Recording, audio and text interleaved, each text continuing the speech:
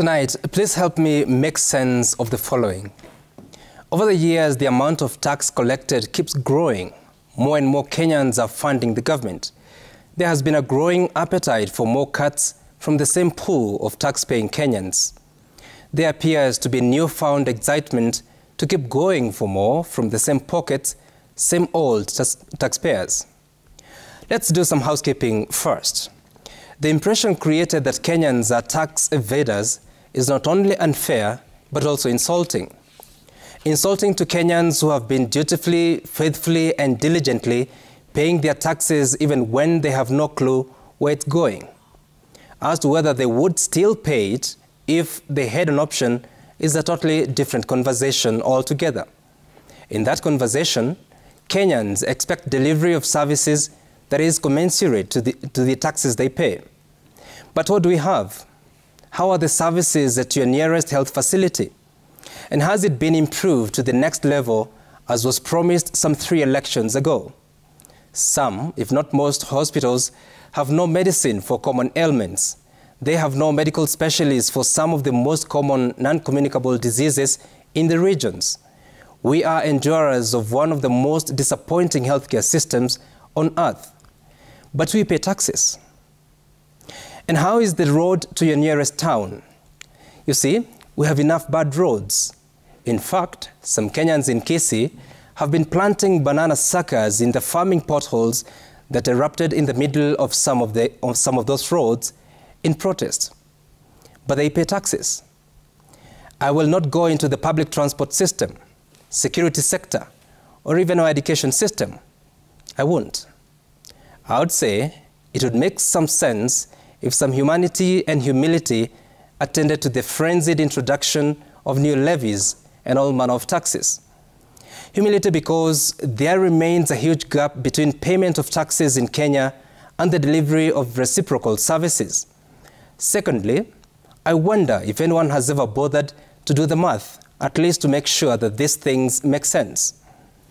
You see, the economic survey of 2023 shows that inflation has been on a rise over the past few years. If I am to deploy my accounting skills for a moment, the inflation rate over the last 5 years has averaged at nearly 6%.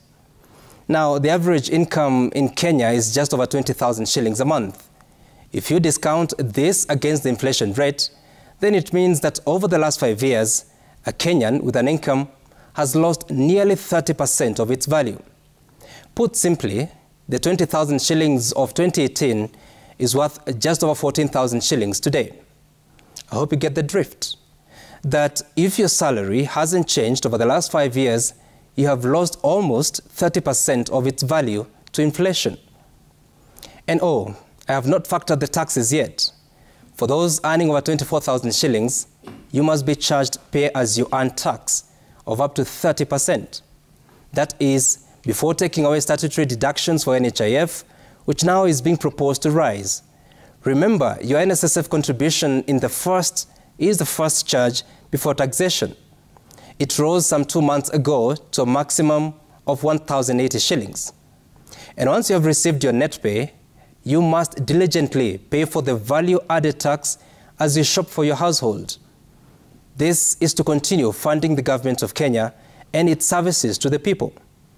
Collectively then, it is not far-fetched that Kenyans lose nearly 50% of their incomes to taxation and deductions, and that is a conservative estimate. And yet, to survive, a normal Kenyan household must buy food, unga, rice, sugar, vegetables, cooking oil or fat, and spend some money on cooking fuel. Woe unto you if you use cooking gas. Let's not even talk about how you get to work. You see, the World Bank recently revised the global poverty line to be households that live on less than $2.15 US daily. In Kenyan terms, that is just under 300 shillings a day.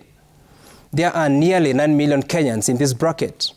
Our focus as a country should and must be on efforts to reduce this number, to bring dignity to the poor, and more importantly, to make life bearable even for those with an income, to allow them a better purchasing power, to also grow their savings into investments that widen the tax bracket.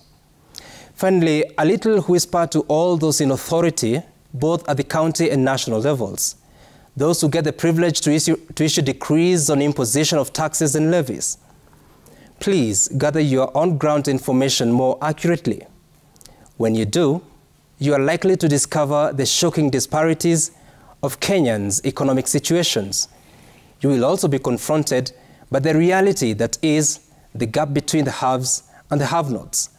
Every levy, every new tax imposed on any Kenyan must be affirmed by the global picture of the national economy. Anything short of such appreciation of the aggregate picture will reduce taxation to cruel, high-end, gated community decision. Taxes and levies, too, must make sense. And that's my sense tonight.